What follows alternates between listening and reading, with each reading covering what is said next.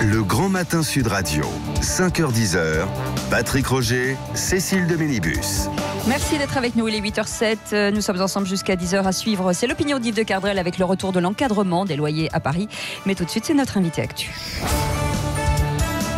Et nous sommes ce matin avec Nicole Belloubet, qui est garde des Sceaux et ministre de la Justice. Oui, bonjour Nicole Belloubet. La fin du grand débat, ça y est, on y arrive. Mais alors l'opposition, par la voix de Christian Jacob hier, Éric Ciotti l'a redit aussi ce matin, l'opposition demande de nouvelles élections. Qu'est-ce que vous leur répondez ? Je leur réponds qu'il y a eu des élections il y a 2 ans, que la majorité actuelle et le gouvernement actuel sont le résultat de ces élections, et je ne vois pas du tout pourquoi il faudrait maintenant organiser de nouvelles élections. Nous avons retravaillé avec ce grand débat finalement les attentes des Français. Le président de la République s'exprimera à la suite de ce grand débat pour dire quelles sont les orientations sur lesquelles nous allons travailler. Je ne vois pas du tout pourquoi il faudrait de nouvelles élections maintenant. Bon, de la proportionnelle, par exemple.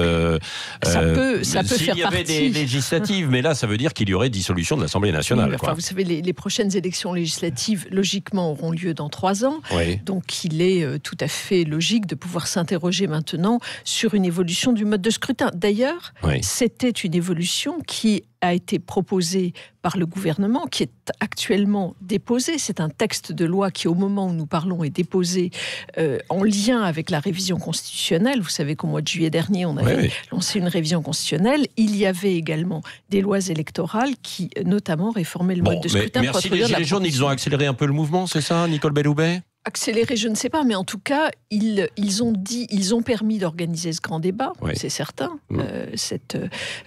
J'entendais ce que disait votre collègue qui disait qu'il se sentait finalement méprisé par le gouvernement. C'est pas le cas.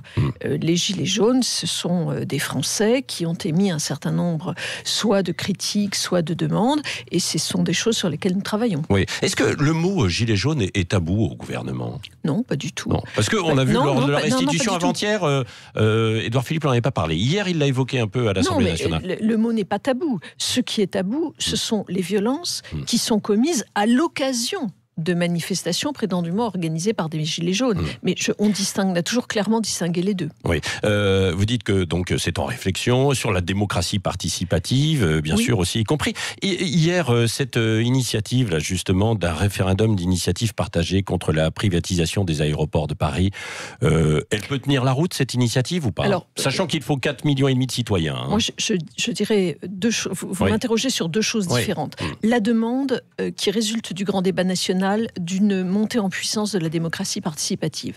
Je trouve qu'on ne peut pas ne pas répondre à cette demande. Elle est réelle, elle est présente partout, et donc je suis sûre, il faut absolument répondre à cette demande, d'une part. D'autre part, vous m'interrogez sur le référendum d'initiative partagée, c'est une disposition qui existe dans notre Constitution. Donc, après tout, il appartient à ceux qui le souhaitent de la faire vivre. Mais je crois aussi très important de dire qu'actuellement le Parlement est en train de délibérer sur ces dispositions.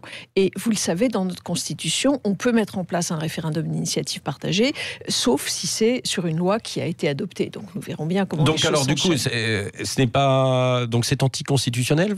Je n'ai pas dit que c'était anticonstitutionnel. Je dis qu'il ne faut pas confondre démocratie participative et démocratie représentative. Il est important de vivifier la démocratie représentative par des éléments où les citoyens s'expriment, mais on ne mélange pas les deux. Donc là, le Parlement est en train de travailler sur ce texte. Les référendums, c'est une bonne chose quand même dans la démocratie ou pas ? C'est un outil extrêmement intéressant parce qu'il permet de dire des choses, mais vous le savez, c'est un outil sur lequel il faut être prudent parce qu'il entraîne parfois des réactions de passion, là où je crois l'exercice démocratique exige de la raison. Oui. Dans les conclusions du grand débat, on voit qu'il y a une forme de contradiction, baisse des impôts d'un côté et puis davantage de services publics. En clair, c'est ce que vous avez essayé de faire aussi avec votre réforme de la justice. Attendez. Moi, je lis pas les choses exactement comme ça. Juste d'un mot. Demande de services publics, oui. De proximité, oui. Avec même des personnes qui aident les citoyens à aller vers ces services publics. Ça, c'est très clair. Baisse des impôts, cela transparaît, c'est vrai. Mais c'est aussi une demande de justice fiscale qui est entendue. Enfin, en tout cas, quand on lit les occurrences du grand débat. Et justice fiscale, c'est évidemment la baisse des impôts, mais c'est aussi vraiment de l'équité dans C'est difficile de s'y retrouver quand même, quoi. Non mais si, vous croyez pas.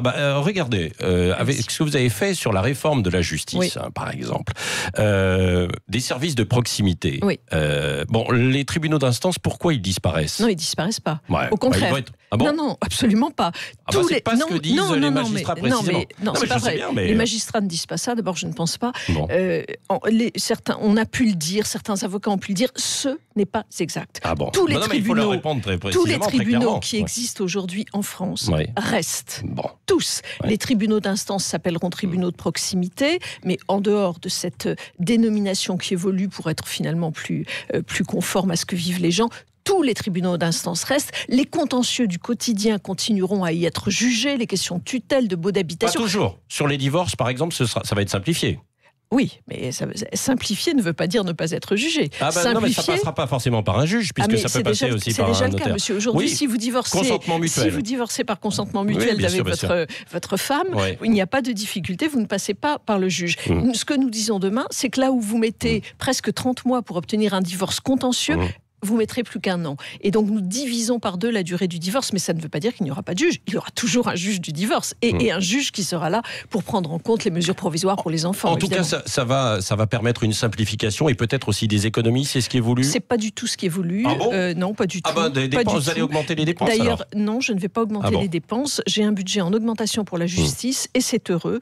Un budget qui augmente de 25% en 5 ans, ce qui est tout de même important. C'est un des services publics essentiels. Il faut continuer alors, Nicole Belloubet, visiblement la pédagogie auprès des magistrats et des avocats, parce que c'est pas ce qui ressort, mais vous le savez, en fait, toujours sur le terrain.